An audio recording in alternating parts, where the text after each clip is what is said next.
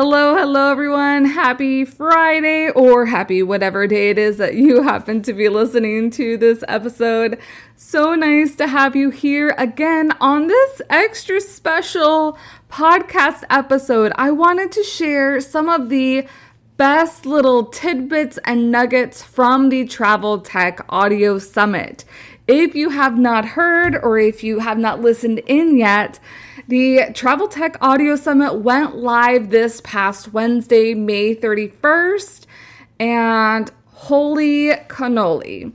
The past month of May, I have been really recording all of these different interviews. There's a total of 8 interviews with top leaders at each of these different travel industry technology, and they're specifically suited for the travel advisor community, though I feel like there's some crossover where like some suppliers, some DMCs, some tour operators could also benefit from using some of these tech. And it was just mind-blowing, all the innovations that are coming really to the forefront to the travel industry. And I am so stinking excited. I was like so amazed to learn about some of these new products and things that are coming out there or that are out there. You may not have heard of them. So who are they? And so let me break it down a little bit because I really want to share about like 5-ish minute clips from each of these different 8 interviews. So in order of the podcast, which actually, because I'm going to mess up the order. So I'm pulling up my podcast app real quick so that I can see the order, because we're going to go in order of the Travel Tech Audio Summit. So first, we're going to start off with Sequence, which is a project management tool, and co-founders Kimber, Falkinburg, and Alexandra Tucker joined me there. And then next, we're going to go over to Lucia, which is a marketplace for support. And I spoke with co-founder Grace McBride. And then we're going to go over to TAToolkit, which is a detailed resorts search tool.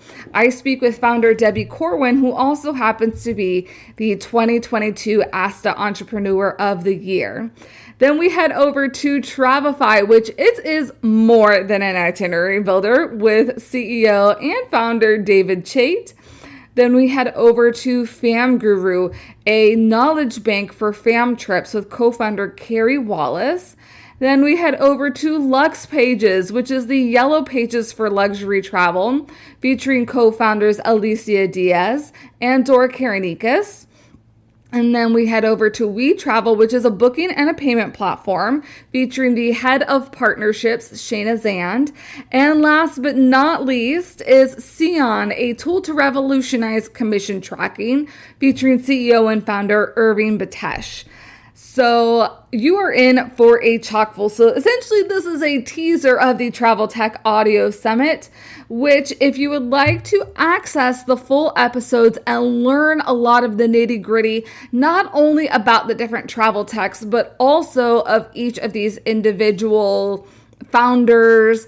They do talk a little bit on their entrepreneur journey and different things that really make them unique or that stood out from our conversation. You can register for $5 now at travelbiztraining.com.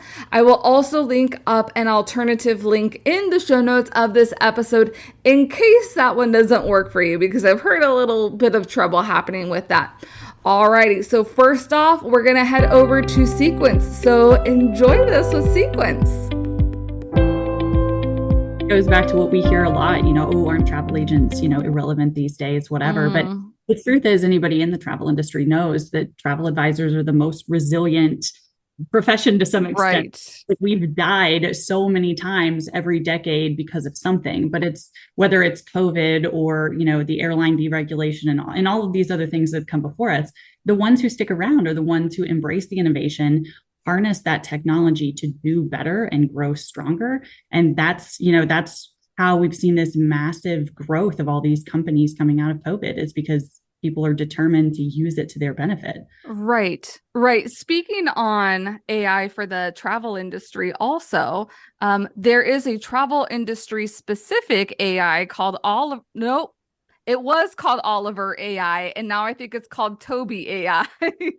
But it's kind of like it uses the Chat GPT behind the scenes platform so that travel advisors can create specifically to our daily tasks and what we do. So if you want to check that out, that's something specific to the travel industry. But kind of like going on along with the trends also, why do you think it has taken so, because I've been in the industry since 2010, and I feel like within the past 5 years, like travel tech has exponentially like increased the different options that are available, but also the different tools, the different types of tools. Like this audio summit is going to be a really great showcase of all the different areas that we can utilize tech for our businesses. So why is it now that it's like why I've been doing this for so long? Yeah, I think Kimber probably has the best answer for this, so I'm going to let her take this one. Oh, thank you. I don't know if that's true, but I have something I can share. I would say, going back before COVID, because that's kind of where I went to first, but before then, I was lucky enough to be a part of Departure Lounge that is head up by a very innovative person named Keith Walden, who I think was one of the early adopters to the idea that the modern travel agent or the travel advisor doesn't need to come from the travel space, because this is really a very, a really fun, amazing community and industry where if you're passionate about travel and you're passionate about creating, global citizens and supporting communities all around the world, and you're dynamic and you are, a go-getter, and perhaps maybe have some entrepreneurial background there somewhere, that's enough that you can figure out the rest. Now it's kind of a sink or swim life with him, and he'll be the first to tell you that. But I think he kind of, I know in the industry, as far as from a luxury travel perspective, I was fairly new, so I can't really speak to what was going on prior to that. But I know that he won the Innovator of the Year award at the Virtuoso Travel Week conference that year. So that's proof in the pudding to me that his idea, and that's being adopted more and more. So we're seeing that I'm sure you've seen the new organization For a Travel that has said they're on a mission to bring in 100,000 new travel advisors. Yeah. And so I think more and more people are adopting that mentality of this is a really great profession and an entrepreneurial opportunity for folks who are passionate about travel. And then I think from a technology perspective, and like when you think about somebody coming in as an IC, they have a very different requirement and need than an employee, and they have more power in some ways, not always, but in some ways. So, and they're younger, the age of the travel advisors younger. So the demand and the need for innovation in the industry is growing. But honestly, it really, I'm kind of like, I look at the economics of it, and I think prior to COVID, the industry was booming and everyone was making money hand over fist. One of those. Everyone was making everyone was making good money. No one had time to stop and think about the way they were doing business. And unfortunately, we experienced, a devastating, global pandemic. But that did give pause and gave opportunity for business to slow down and for all of us to really look at how are we doing things, what are we doing, and maybe there's a better way. And I think that really kicked off an innovation boom, which we're only beginning. This is just the tip of the iceberg in my book. All right. Thank you so much, Alex and Kimber from Sequence, for joining us on the Travel Tech Audio Summit. If you would love to know more about Sequence, make sure to register for the Audio Summit or tune in on the private podcast player. All right. Up next is Lucia, the Marketplace for Support with Grace McBride. Yeah, a really fantastic mentor of mine is Matthew Upchurch, the CEO and Virtuoso. He is brilliant. And if you ever get a chance to listen to any of the speeches or talks that he gives, maybe one day we'll get him to do a podcast or something. Yeah. He is so intelligent when he says that most travel advisors are right-brained individuals. They are very, forward facing towards the client. They're fantastic at talking to the customer, understanding what they need. Right. They're amazing at understanding where in the world these clients should go, what hotels they should experience, how they should spend their time with their family.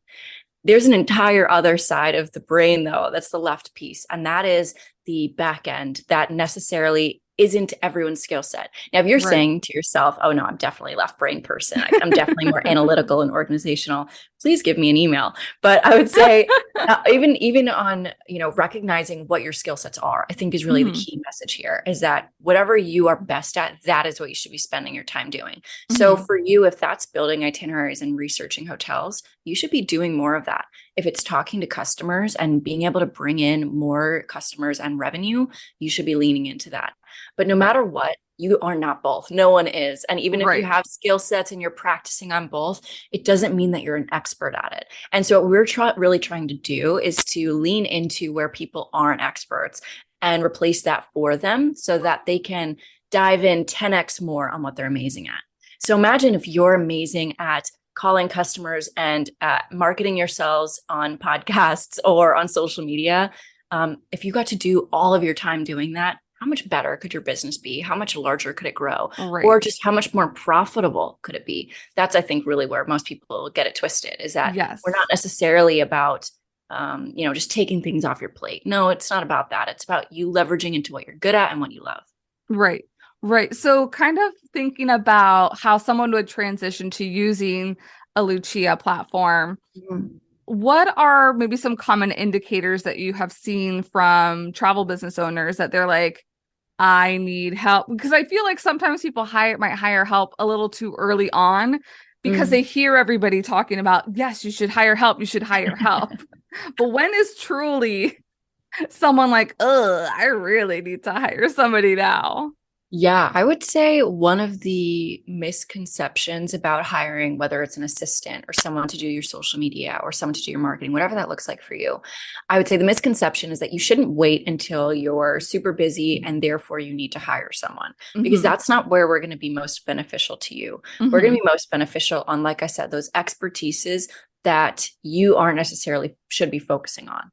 So even if you are still a growing advisor and you haven't necessarily built up your full book of business yet, even if you're part-time, if you aren't doing social media posts because maybe you're scared to do it, you just don't like it or don't know how to do it, that is an opportunity to use us. It is an opportunity to grow your book of business, bring you more clients, and really establish your brand. So it doesn't necessarily just mean you have to be incredibly busy and unable to do anything else. If you're at that point, you might even be already behind where you could have been to be able to help your business succeed even more. So I would say there truly isn't a bad time to use us, because you can use us ad hoc at will whenever you need, whether it's 1 hour a week or 30, it really doesn't matter. We're there for all of it.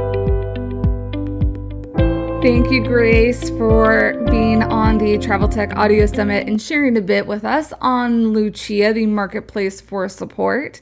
Continuing on with the best of, let's head over to Debby Corwin of TAToolkit.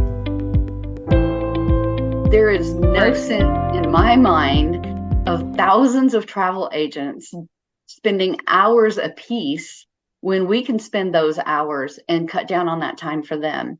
And then, that just gives them either more time to go to their kids' ball game or to sell another vacation. If it saves you 3 hours of research time, how many more vacations can you sell? Right. Yeah. With the kind of like dawning of artificial intelligence, what is the difference between an advisor kind of like going to, I think the one that's in the travel industry is now called Toby AI, or Chat GPT. Like, what's the difference between them searching like if this property has Bud Light versus going to TAToolkit and doing that? If that is one of the things that is not very well advertised by the resorts.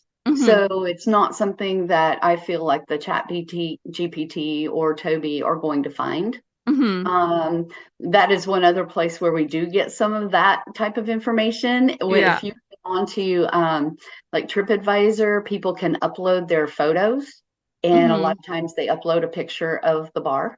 And so we can get a lot of the brands just from looking at their pictures of the bar. So it's all the information is pretty much out there except what the resort gives us directly. It's just the time it takes to find it. And we're spending that time instead of you having to do it. Right. So what are the destinations that you currently have in the toolkit? Good question. We started with the Caribbean, and so we've got everything in there. The Pacific coast of Mexico, Central America, Florida, Hawaii, the Maldives. We just finished Bora Bora, and I think my content manager is working on Fiji right now. And and we have all the Disney resorts worldwide currently. So, wow. We're adding just constantly. But another girl, that's all her job is to do, is just to add new resorts. And I think when we launched in July of 21, we had 900 resorts in there, and now we have over 2,400, I think. So we're constantly adding. Oh, so how are travel advisors using this? Because I'm starting to think, you said all the Disney resorts were available. And I'm like, I feel like this is more than just a search engine almost. Is there, like, are travel advisors using this in out-of-the-box ways? Yeah, there's some more stuff in there that I haven't even mentioned yet. To me, that search is the core product. Right. But we also have the ability for travel advisors to put their reviews in there. There's TripAdvisor and other review sites out there for consumers, but we all know that they're not the most objective. They're looking at what's happened to them at their vacation, right? Right. So travel advisors are a lot more objective and a lot more thorough at the resorts that they're looking at, so that we only get their reviews, and only if they've been there in the past year, so that it's recent information. Smart. And I used to use Oyster years ago. I don't know if you're familiar with oyster.com. It was great review site. They actually paid people to go to each of these resorts, a photographer and a reviewer, to take pictures and to just give a great review of each resort. But TripAdvisor bought them out several years ago, and TripAdvisor has not kept it current. So that's kind of where I got the idea for the review part, just to get the travel agents in there. Thank you, Debbie, for featuring a little bit about what TAToolkit is all about. Let's head on over to my chat with David Chait of Travefy. The first question I'll always ask is, what do you love to sell, / want to sell? Like, what is your passion? And you'll find that someone might say, my passion are all-inclusives in the Mexico, or my passion is European, FITs, or my passion is whatever it might be. They'll say that, and that's what they want to sell the most. Right. And then I'll ask the second question and say, look at your last 18 months, from either a volume number of trips, or from a, percentage of your, total commissions you've earned, percentage of your revenue. What did you sell the most of? And sometimes those are perfectly aligned. And you go, amazing. You're right. You are the expert in family trips to Thailand. That is what you love to do. And oh my God, most, 60% of what you sell is that. Your target audience are families who are interested in travel there. And let's build out your website, and let's get your SEO, and let's get your ads and your testimonials and things there. And that's great. Sometimes they don't align, and that's okay too, where you might say, I really want to sell this, but I'm actually only selling a bit of it. And I actually do a ton of cruises. Right. But now you can do with that, when you have the data and you have the information, build a strategy off of that. well, Yes. I want to go here. So I need to target, the types of clients that are looking for that. And I'm going to invest in that, be it ads, be it referrals, be it going to the right shows to meet people. Yes. But I also have to eat while I'm getting there. So if this is what's also driving most of my business right now, let me focus on that at the same time in parallel until I get to the point that the other thing has grown enough that I can now give that, most of my mind share, not just part of my mind share. Right. And so I don't think it's as easy a question on who to target as that mix of, follow your passions. What do you love to do? But also what's keeping the lights on right now, and don't lose sight of that, because there's also a reality in things. And I've seen so many amazing successes where people have been so, thoughtful about that. And so they're able to, keep a book of business of things that obviously they enjoy, but build towards that thing that they love to do, however they slice it up. And it's really, really cool to see. Yes. Well, and that's, I always like to help when people have questions about marketing, in a sense. I love where you mentioned where are you meeting people? What are the shows? And I'm like, I feel like that's the most important thing that people like overlook, because there's so much on like the email and the social media, which is important, but how are you creating those relationships so that people can start following you or cultivating that relationship through those other means? Totally. Yeah. Yeah. So kind of, I guess, going through that too is, what do you kind of see or forecast to be some trends either in the tech space or just in the travel industry? Yeah, I mean, so many interesting things. So, number one, travel industry overall is, we've seen a lot of the, call it, I know we're not totally out of, I dare use the word post-COVID, but whatever stage we are in right now, boom of travel that we saw previous. And so I think, for a lot of things that's, made people realize how much they love travel and how much they're.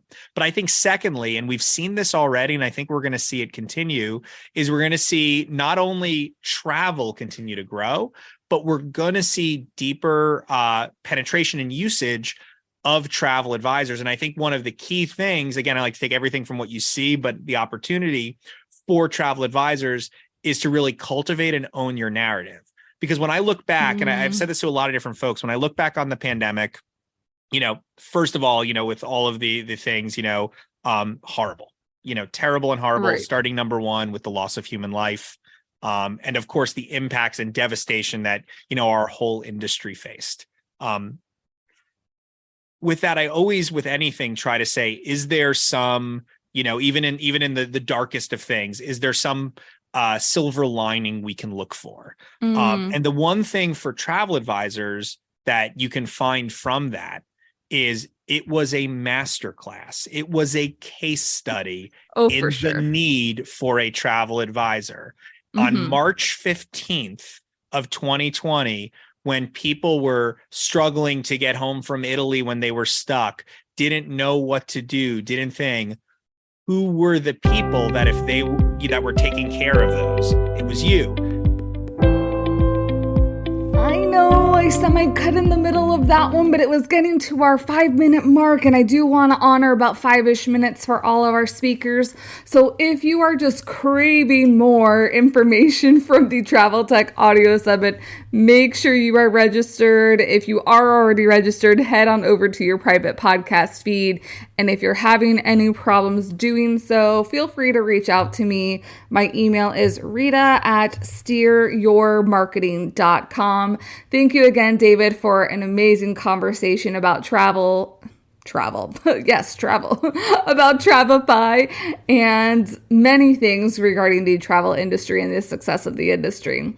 All right, we are going to head over to our next speaker, which is, I'm trying to pull up the speaker list, FamGuru. If you have had troubles trying to collect information on fam trips, this is for you, and that's featuring co-founder Carrie Wallace. So enjoy this little snippet. I see it right now. I don't know about you, but the burnout factor in our industry is huge. Yes. we wished for business to come back after the pandemic, and boy, did it, right? Boom. Boom. Whether you 0 to 500 in 1 month flat. And Right. so we also have this complex right now that because we lost so much revenue during those couple of years, that we're not going to turn anything down. Right. And that's the burnout that I'm seeing in advisor friends right now is palpable. I was talking to one last week, and she said, and also what's happening is we're having our wonderful partners come through our cities and do meetups and coffees and lunches and dinners and whatnot. And we want to see them. But she said to me, look, I don't need another dinner to talk about your hotel. What I need is some time to myself and a psychologist. And it was just really telling that it's okay to focus on ourselves. And quite frankly, we may not get through the summer if we don't focus on ourselves. And so Right. these are not things that we really ever talk about much within the industry, because Right. we all want to be strong. We want to be successful. You go on a fam trip and everybody's talking about their $1 billion client, right? And Yes. of which they have exactly one, and they had it once. And Right. There's not enough transparency. yeah, so there's not really a lot of room for us to speak to each other about what's really going on in our hearts and our minds. And I know those are some things that you're covering in your podcast, so I give you a lot of credit for that, for willing to be a little bit vulnerable about that. But I think we really have to. And we've come a lot of ways here, in terms of building our business to our own mental health. But Right. I think building our business is contingent on our own mental health, right? Right. You can't. As an entrepreneur, you can't grow yourself if you're too highly scheduled. There's just no headspace to do that. Right. And I think kind of like going into that, I wrote down, it's part of it is allowing yourself to trust yourself that you're going to make the right decisions. And if you don't, you also have the ability to correct and course correct where need be. There's this great TED talk from Tim Ferriss on stoicism. Okay. And it actually it's 13 minutes long. It's well worth the watch. And he talks about an exercise in that in that TED talk called fear setting. And it's when you have a big decision to make and you're feeling a bit paralyzed. Oh, what if I did this? It could go wrong. It could go badly, And so you write down all the things about, okay, well, what could go badly and what could go great? So you're kind of looking at both sides of the coin. And if everything did hit the fan, how would you handle it? And what would the consequences be? And if everything did go great, what would that allow you to do? And so it starts to let you feel like, okay, well, if I made this leap and, brought on an assistant and I had to spend this money to do it, well, remember, you don't have to bring on an assistant full time. You don't have to commit to a full year's salary. They could be in the gig economy and you could have a virtual assistant for 15 hours a week. Okay, well, or let's say you bring on said assistant and it's just not working out.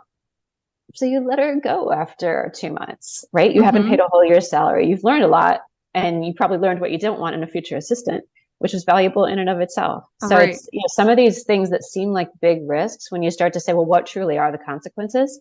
They aren't. And I had one of my ICs, and this has been a few years ago now. He was an engineer, really, but he hated engineering. And but he's an adventure traveler, is a ski bum, knows all the resorts in Colorado. And he wanted to be he wanted to do his business full time. And so we worked through a scenario where, what if you did do this full time? Because when he came to me, he was part time. And I said, if you don't do this, how will you feel? He'll say, I'll always wonder what if. And I said, if you do this and it doesn't work out, can you go back to being an engineer? And he said, yeah. Yep. Okay. I think he made it. I think he was out of the engineering job 2 months later, and he's doing great. I'm so proud of him. So, but these are big decisions. But there's the road not taken might be a way to look at it, and sometimes the risk is not as big as we think it is. Thank you so much, Carrie, for an amazing conversation about FamGuru. But even more than that, I hope you're kind of seeing a little bit of a trend that the Travel Tech Audio Summit, yes, is about the tech, but it's just so much more about the tech. And tech really is a tool for you as the entrepreneur to utilize, but it's not the only tool. And there are a lot of different things that make us really effective travel entrepreneurs. And so I just hope like these conversations are just really insightful and that you're going like, yes, or I never thought about things that way, that it's provoking a lot of different thoughts within what your travel business can be. And especially when you're utilizing some of these amazing tech options that are taking off stress from you and that are giving you back your time. So let's get on with our next interview, which is with LUXPages, and that features co-founders Dora Karanikas and Alicia Diez. We do vet and handpick all the suppliers on the platform. So there is a bit of a vetted list. Yes. So any supplier, because I've been handling, because the network that I accumulated as an advisor was the supplier network. So I've been working with suppliers for LUXPages. So if it's a supplier that I've never dealt with, then I definitely ask for references, so that I can go to those advisors and ask them a list of questions that I have prepared based on what I would ask of a supplier to know whether I would use them or not. Awesome. So we go out and ask suppliers, and thankfully all the ones that have approached us that are interested that I'm not familiar with, or Dora has never dealt with either, all the responses have come back very favorably. So we haven't had to turn away anybody, but there is that sort of, we don't accept anybody who's interested. We need to know that they work well with the travel industry, that they aren't cookie cutter, they don't produce cookie cutter things as far as the DMC is concerned, for example, that it's not a cookie cutter itinerary, that they're quick turnarounds, that they really pride themselves on those behind the scenes and special experiences before we let them be part of the community of LUXPages. So we're not out there to just have volume as far as any supplier that wants to join. So we do have that much of a list. Okay. And I appreciate that, because I think that's important, because if you've been in any of the groups, which I'm sure both of you have been, you see all these different fly-by-night suppliers popping up and you're never sure like which one you can trust or not. Right. And then the level of service that they provide, like, are they equipped to handle demanding high net worth luxury travelers? Because you can still have someone who loves to be not backpack, but experience the destination. But there are certain service points that are key to them anyway, given the area that they're traveling. Right. So it's important to make sure that those suppliers are able to deliver on those. Right. I was going to ask, when an advisor is looking at LUXPages and deciding whether or not it's something for them, and knowing that it is for luxury suppliers, what exactly does that mean to you both in terms of what luxury is and who's kind of like the perfect fit to be using LUXPages? I think since I deal with the advisors predominantly on my end, so the platform does focus on 4- and 5-star luxury. So we do have that threshold too, right? So it obviously the basic criteria, they also pay commission. They work with luxury travel advisors. They know that audience and they want to grow that audience. But the right advisor for LUXPages, there's a couple different ones. There really is a place for everyone. Does not matter how seasoned you are. It could be for new advisors that don't have the contacts and the relationships. And it's a great place for them to start searching and finding those resources. And it's also great for some of the more seasoned advisors that have that network, because there's always something new out there. And the more seasoned advisors might have a larger network already, but it's still, there's more product to forget. And that's one of the things that we tell suppliers too, is if you're not on the list, you can't be an option, right? You're going to get forgotten about because it's just product overload and information overload from the advisor standpoint. We also, are very happy to have advisors on the platform that maybe haven't sold a lot of luxury, but they're kind of dipping their toe and would like to sell more. And they don't sell more because they don't have the access. They don't have the resources. They don't know who to sell. So this is something that can, work for really advisors at all different levels that want to grow their luxury business and make sure that they have a resource that they can go to that they know is trusted, and they know their peers have worked with these suppliers, and they can feel safe and comfortable working with them because they know that they'll get the kind of service and response that they need in order to do their job better and to service their clients better. Okay. But also to add to what Dora said, because we're very consortium neutral, those seasoned advisors who have a great network, they may not see other suppliers that don't belong to the consortium that the agency belongs to. And I love that. And it's to really open the doors for advisors to be aware of more variety. With across like independent ones that may not necessarily have independent suppliers that may not have access to advisors. They can be on the platform to be exposed to those advisors, to open up another possibility to really beautiful gems of suppliers that may not have had their foot in the door in any particular agency. So it's really to benefit both sides, and it's across, as I said, across consortia and brands. Still important details. So all of that is still on the platform. But so none of those associations are forgotten, but it's not what determines who can be on the platform. Thank you so much, Dora and Alicia, for sharing a bit about LUXPages. I especially love this little chunk that I kind of featured here where we're talking about essentially giving more transparency in the industry, because I feel like there's been a lot of gatekeeping. That's my word. That's not my word, but that's the word that I'm choosing to use. There's been a lot of gatekeeping, and really, I feel that we can only be a really great industry and a better industry if we're all working together and the information is out there and not hidden. And I think that's a lot of what LUXPages is really looking to accomplish. Now let's head on over to we have 2 interviews left, so hang on with me. We've got, first up is Shayna Zand, Head of Partnerships for WeTravel. So let's tune in on that chat. The easier it is for someone to make that booking, the more likely they are to proceed with it. Right. I think you see it with big companies like Amazon, right? One click and you can buy something super simply. Right. With some of the larger OTAs, you enter as little information as possible to make the booking. The more you have to do, the more complicated you make it. If they have to inquire about something versus just being able to book it when they see it, you may lose booking altogether. Customization goes far beyond just the trip itself. It's, how they're booking, how they're paying, and everything like that. So those are some of the bigger trends that we saw kind of coming out of COVID. Okay. And I wouldn't have thought about even not just the itinerary building, but also how they're booking. And it's almost, again, like thinking from the travel advisor perspective, how you can be innovative and different, but also easier to work with. And I think like that's a lot to do with systems and implementing technology. Because I remember the days, and when I say the days, I started my travel business in 2010, where you were having to like send the PDF. They would have to print the PDF, then scan it back to you, back and forth and all that.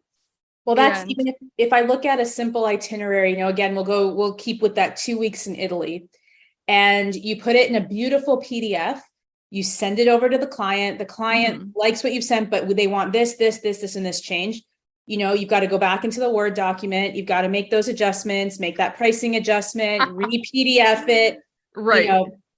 Send it back. They're probably going to want more adjustments, more changes, all that stuff. And so just even simply based on the itinerary, and then they decide that they want to move forward and pay. Okay, well, now you got to get them on the phone. You've got to get their details. You got to put it into this. So it becomes incredibly time consuming, right? And we all know advisors are incredible at what they do, and their knowledge is just bar none some of the best in the industry. But what they're lacking is time, right? And there's nothing, and there's, it's incredibly difficult. What can you do to get your time back? Obviously, is automate various processes. So even when we're talking about that, right? If you sent an itinerary, let's say through WeTravel, and you send them the link and say, here's the link, here's your itinerary. They look at the link online. It's like I said, it's all branded for you. It's all set up already.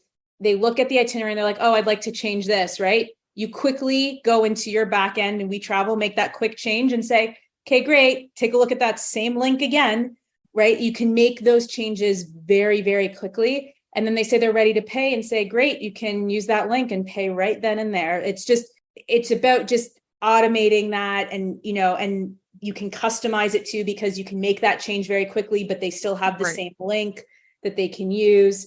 It makes it a lot more effective and efficient for the advisor. And for me, that's the one thing they're lacking is time. Because yeah. Well, and thinking about people are different now than they were pre-pandemic. People are smarter because there's been a lot that's been thrown at them, and they just don't have the time. If your processes are not efficient enough where it's making them spend extra time, you're out the door. Maybe not immediately, but the next trip they're not going to come to you. Similarly, that whole anticipating needs, like, all right, it's done for you. Here's the button. You can do it whenever you're ready. Let's do this. Yeah, it's, you know what, I think as clients, I mean, I have an advisor that I've used for many, many years, and she's fantastic. But as a client, you assume that you are the advisor's priority, that they don't have any other clients. Right. So you have no idea what else is on their plate. And I understand because, I mean, I know being from the industry that, yeah, when I booked my Hurtigruten cruise, my advisor made some great commission on that, which she absolutely deserves. And I'm so happy that she did. Advisors are working with there's so many advisors I know that won't even take on new clients right now. Right. They want that extra income. They want to help more people effectively. They just don't have the time. And so you've got to look at ways that technology can help support you, especially, what is it? I think 65-70% of advisors are ICs, right? Right. So they need support in the way of technology because not all of them can have their own full agency or hire people to help them. Right. It's a possibility for them. And even if it is, technology is still helpful. Yes. Thank you so much, Shayna of WeTravel, for sharing a little bit about what the WeTravel platform is all about, and also the recent trends report that WePlatform came out with just a couple of months ago. Alrighty, last but not least, let's go ahead and talk to CEO and founder Irving Betesh of Sion. The biggest problem surrounding commissions is a data problem. It's a lack of data transparency. The booking systems don't speak well with the back office systems. Regardless how good they do, they still don't give a complete picture because you only have the latest version of what the travel agent knows, and travel agents make their money off the total final revenue, which you don't have, you're not privy to that information as an agent, right? It's the suppliers who know that. And then on top of it, so that's the core issue, because a lot of times you have agents, manually chasing commissions or outsourcing it. And most of the time, well over 90% of the time, once that communication and clarity is figured out, you realize no one did anything wrong, right? But that doesn't mean that you should just trust the process and sit back. Right. Also, why should travel agents be in a different position than any other industry where, like, I should be able to run a forecast for the next quarter or for the balance of the year and have proper reporting. Where, exactly. It's just a complete mess. And then obviously there's the payment side of it, which Sion is looking to take a big part of. The amount of time it takes for payments to get delivered, the lack of supporting information that accompanies those payments, who it gets sent to, how they reconcile them. There's a whole slew of problems, but I think Sion likes to look at what our North Star is and what our goals are as a company is really anything that touches that commission process, whether it's the initial data in, it's the reconciliation process, it's the redistribution of commission between agencies and their advisors, whether it's the chasing efforts, whether it's the actual processing of the funds in the most cost-effective and quickest way possible. I mean, we are passionate about anything that really touches that commission process. Love it. And when I think of Sion, or initially had thought of Sion, I'm like, okay, commission tracking. I'm like, that just seems like so basic. There has to be more layers. So I'm like, I'm glad we're kind of unfolding all their layers. But at the most basic level for travel advisors, what does Sion do for them? How does it help them? By the way, I'm so happy you phrased it in that way, because Sion does some really complex things. But where we started with the MVP, with the first version of the product, it was so basic and simple and so well received at the same time, because I think that simplicity was missing. I mean, you're going to see we're updating our website soon, so some of our language and taglines are changing, but up until now and including now, our tagline is commission simplified. So, so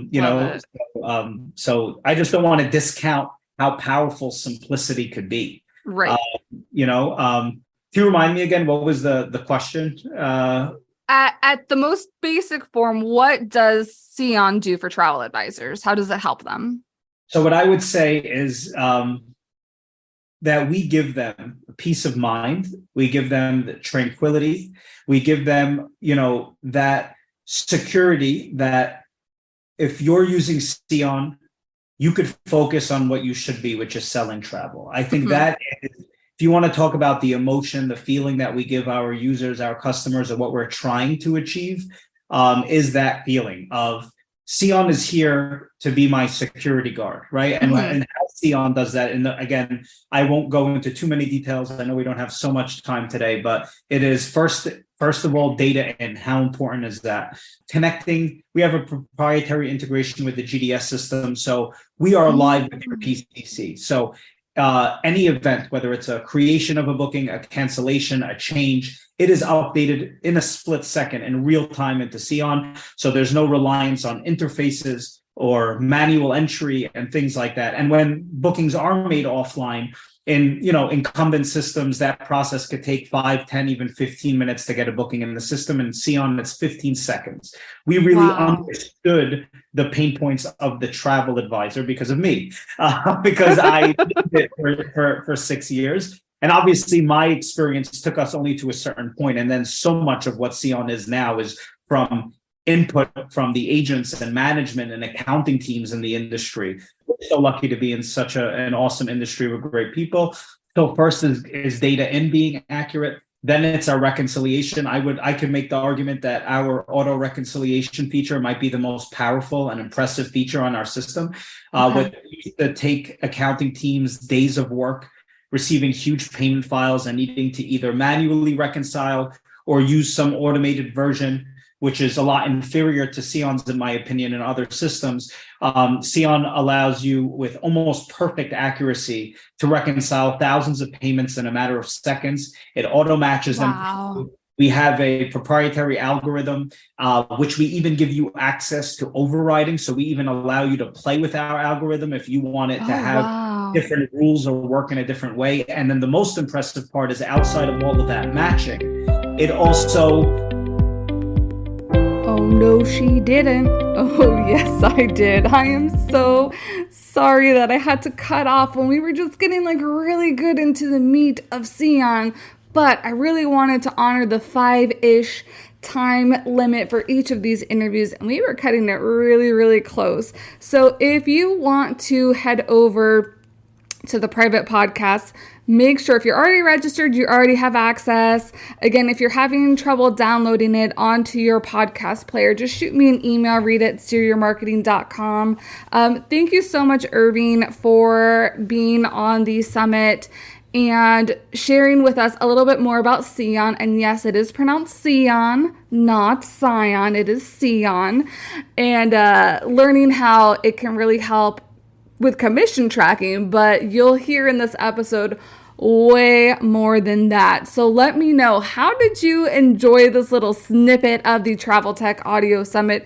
If you fully listened in on the Audio Summit or some of its episodes, I'd love to hear what your thoughts are on it. and what new travel tech you're looking at investing in your travel business. Next week, I will be hosting a free webinar about marketing tech for your travel business. Many of you are already registered, but if you wanted to participate in that, go ahead, just shoot me a quick email and I can add you to the list so that you do get the login informations as well as the recording information if you're not able to participate live. But that is happening June 7th, I believe at 3 p.m. Eastern. Let's see. I'm just going to open my calendar app real quick to make sure I'm telling you the right thing. Yes, 3 p.m. Eastern for 1 hour. All right, thank you so much for tuning in. This was quite a different episode than what we're used to, but I really wanted to showcase our amazing speakers from all of the travel tech and give you a little insight into what the Travel Tech Audio Summit really is all about and how to get your hands on that if you want to listen and more. So you have a fantastic week, and I'll see you here next week or sooner if you're attending the marketing webinar. Have a great one, everyone. Bye.